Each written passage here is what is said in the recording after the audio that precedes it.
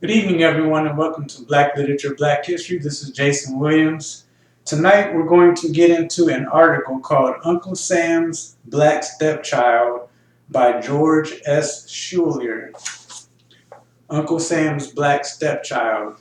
And I believe this is going to be the last article that I'm going to do covering the Back to Africa, Liberia saga. Now, in one of my previous videos, I talked about W.B. Du Bois criticizing or critiquing Marcus Garvey's Back to Africa movement. And in that article, he talked about the Black Americans taking Marcus Garvey's argument seriously. So during this time period, George S. Schuyler took a trip to Liberia to see what it was all about. Now, this article covers a vast time period, so I'm not going to be able to cover everything that he talks about in the article. And I like the wealth of information that's in this article about Liberia, but what I don't like is that none of his information is actually documented in the article so I can actually look it up. However, I did do some research on the American Colonization Society, which he talks about in here, and it seems to back up much of the information that he talks about here in this article. Now, at the very beginning of the article, I'm going to read you what he wrote in the article because the article begins with what a Black American saw during this time period when he walked into Liberia. I've never been to Liberia. I don't know what Liberia is actually like today, but I'm just going to go based on this article of what George S. Schuyler saw back during this time period, which is in the 1930s. Actually, after Marcus Garvey's failed attempt to go into Liberia, because he actually mentions when Marcus Garvey was charged of fraud and how the money that was supposed to be sent to Liberia was actually put into legal defenses to keep him out of jail in the United States. So it had to be after Marcus Garvey's failed attempt to go into Liberia. But again, I'm going to read the beginning of this article so you can see what a Black American would have seen had he gone to Liberia during this time period.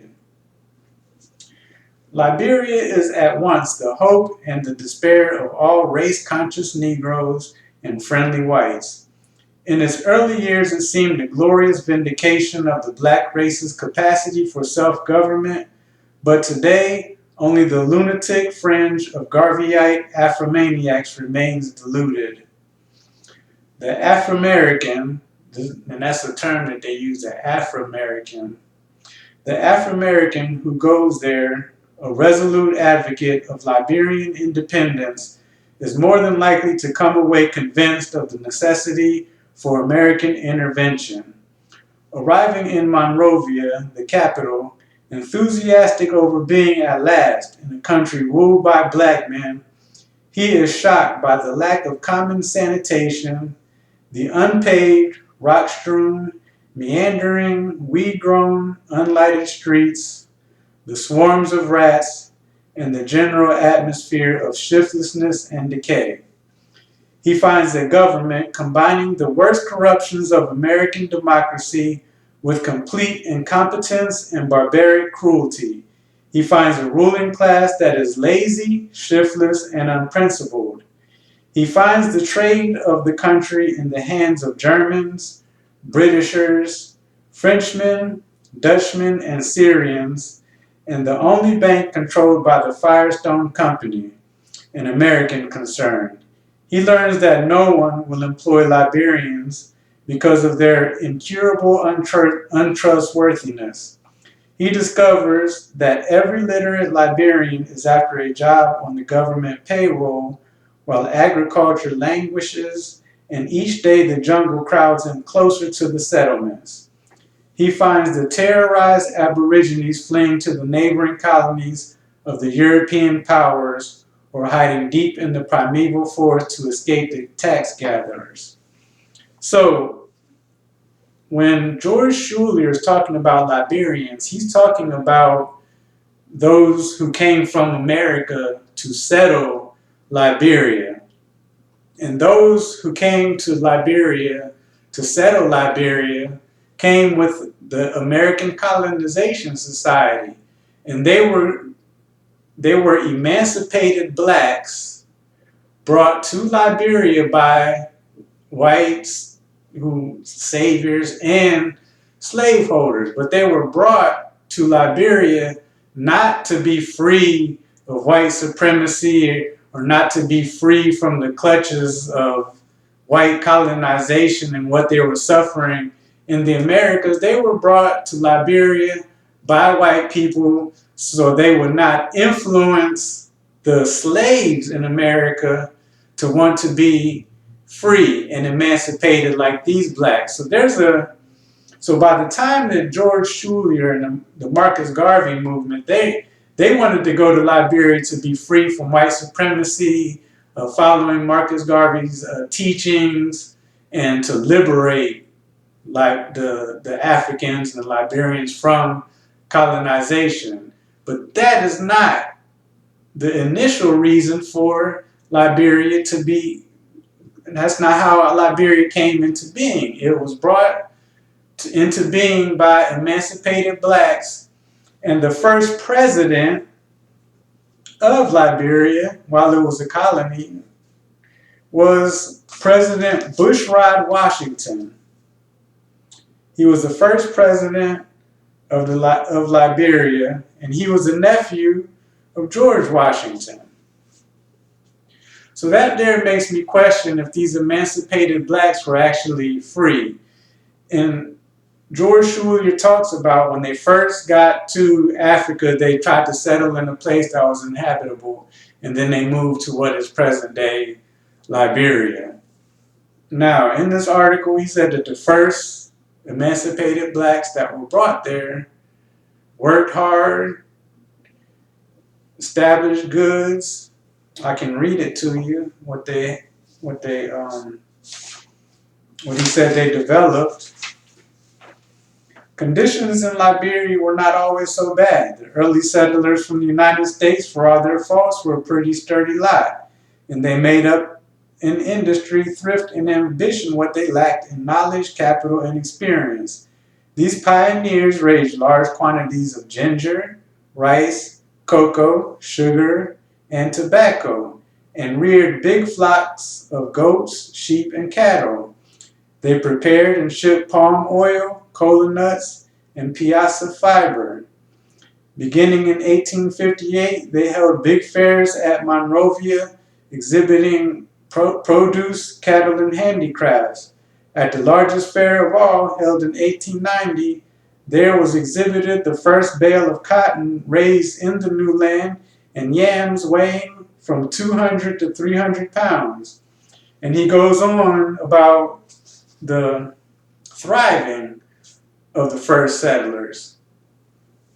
And then he goes into the fall of Liberia. Now, the American Colonization Society helped Liberia at the very beginning. I'm not very sure how free they were, emancipated blacks. I'm not sure how free they actually were, while the powers that be were white. But the American Colonization Society helped them settle the land. They helped them fight off the natives. There's a couple paragraphs about the native tribes that they had to fight and drive off the land that they eventually settled.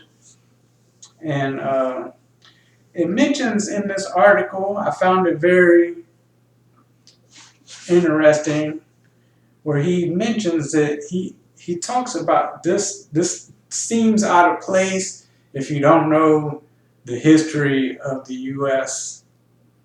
and the Philippines, because he only mentions the Philippines once in this whole article, and he says, West Africa is richer in natural resources than the Philippines and is not so far away. Back in 1841, the Europeans scarcely controlled any of it. So, why did he mention the Philippines? Well, I did a video on Captain David Fagan where it talks about a black soldier who fought in the Philippine-American War. And after the Philippine-American War, many Americans stayed in the Philippines, and Captain David Fagan possibly lived out the rest of his life with a black community in the Philippines. And we all know that from my videos that those black Filipinos were called negritos.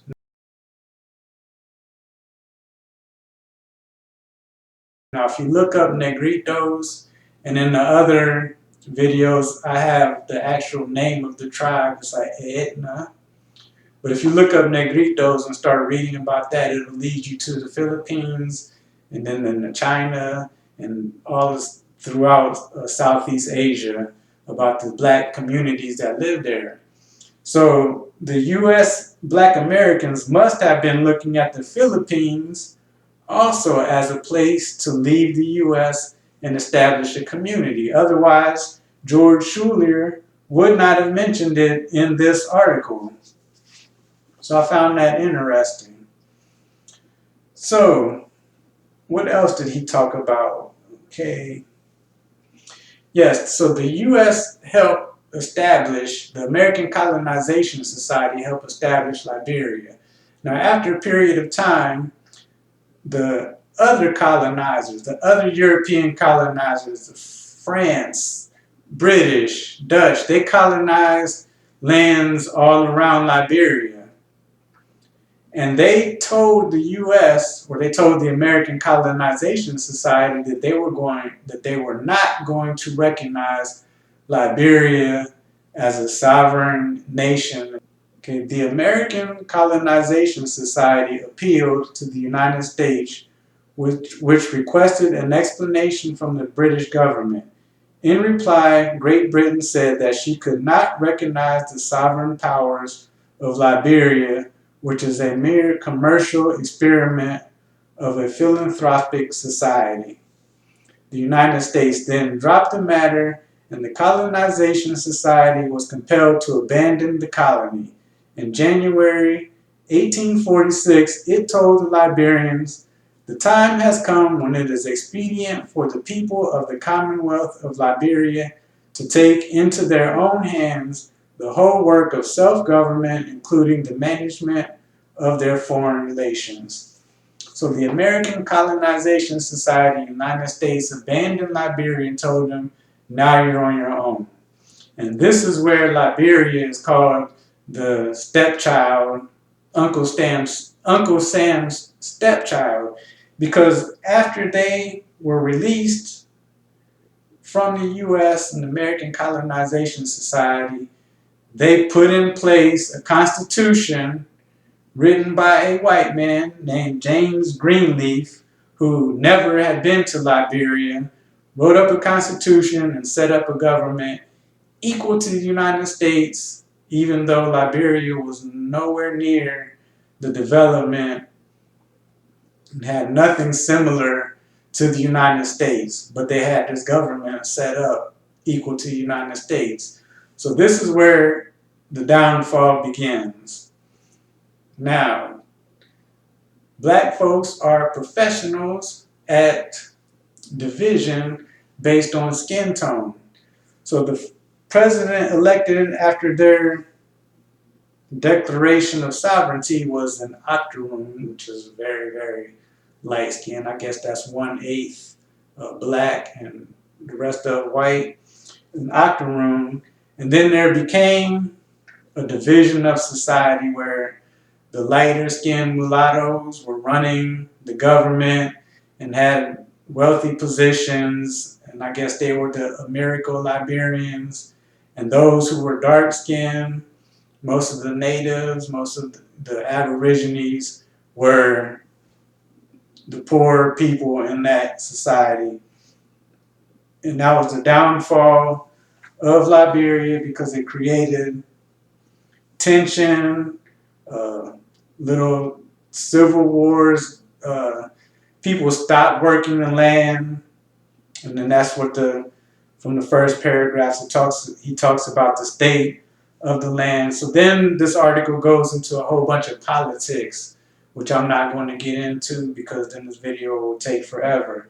But there's a whole bunch of colorism going on, class based on skin tone, class based on if you were of one of the original emancipated blacks that established the land. Then Marcus Garvey tried to come in during all this political strife and all these differences. They were struggling for money when Marcus Garvey decided to come, and they listened to him because they wanted his money. There were some elections going on during the time period. Marcus Garvey and his agent said that they were going to buy the elections, and they were supposed to wire over some money to buy the elections. They never wired over the money. Then the current president of Liberia during that time period, his last name was King. When he was reelected, he banned all Garveyites from ever entering Liberia. So they just established they didn't want them over there because they didn't want to lose the power that they held because they were well connected with the outside colonizers and the United States.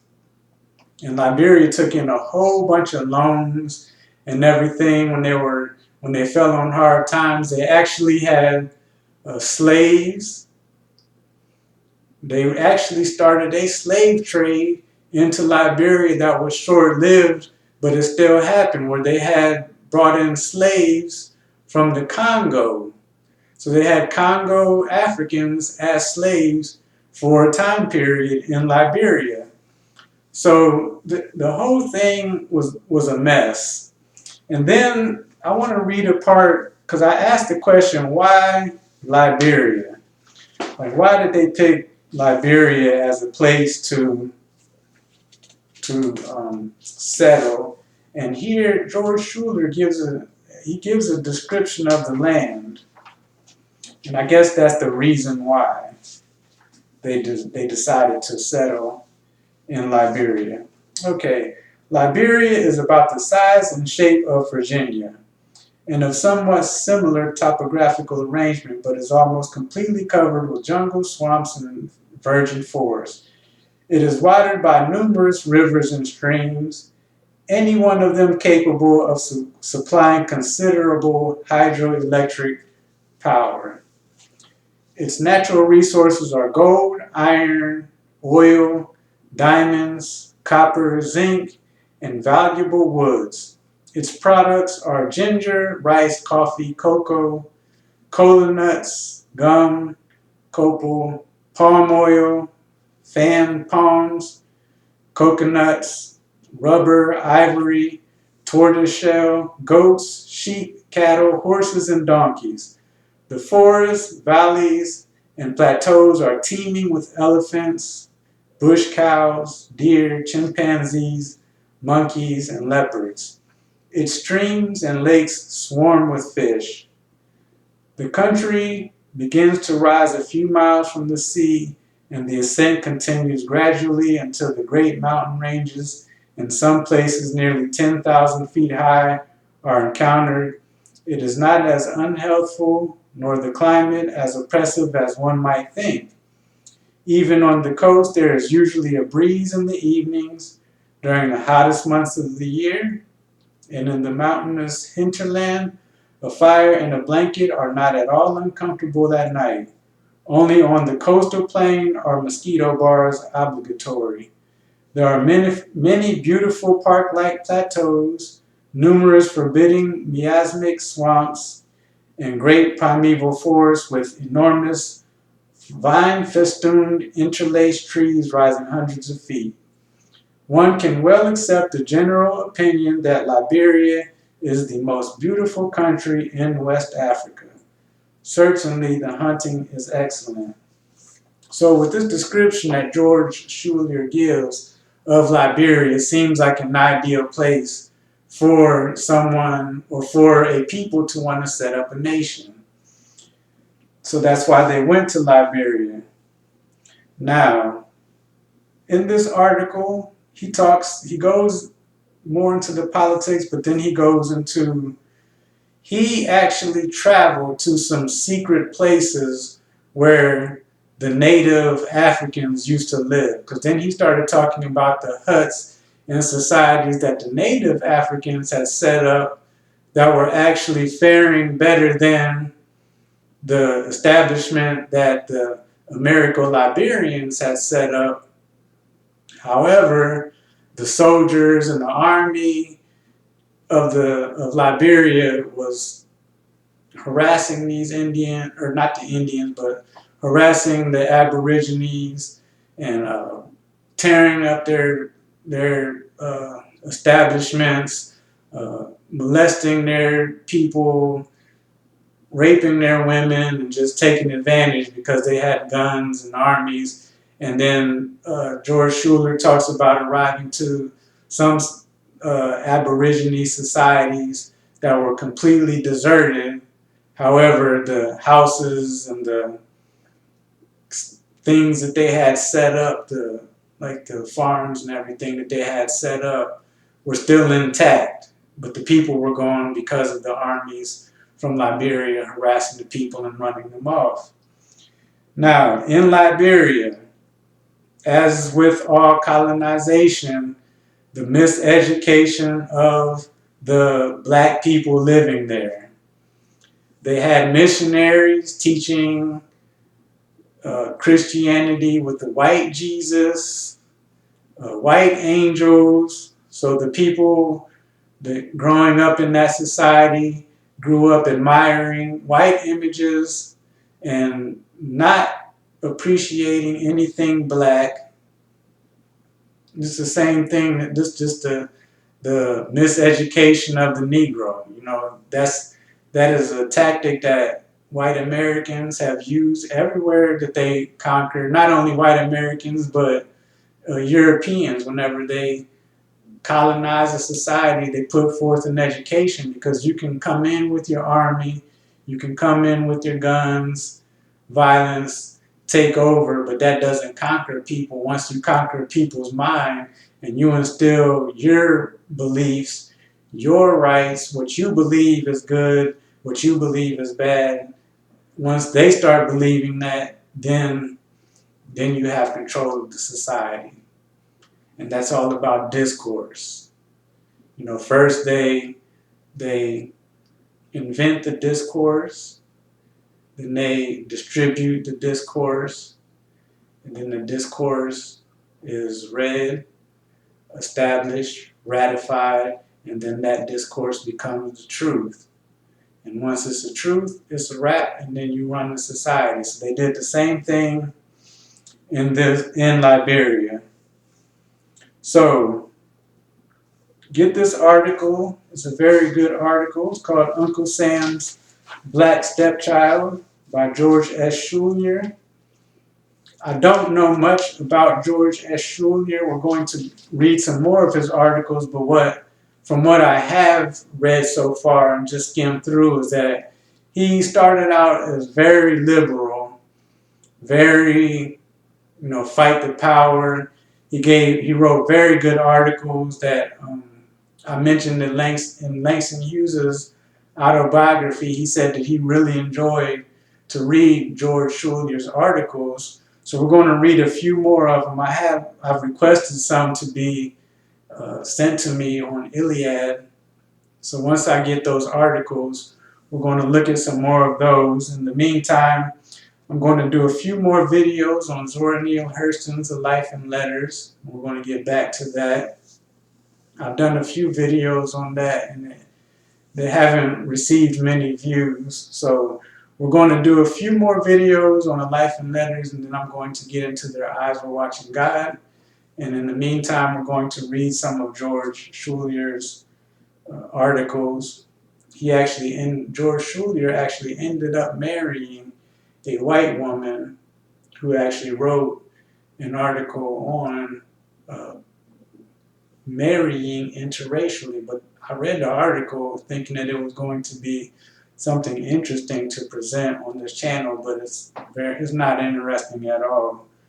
So we're not. You can look it up somehow, but I'm not going to really talk about it on this channel because it wasn't a very interesting. It wasn't an interesting article at all.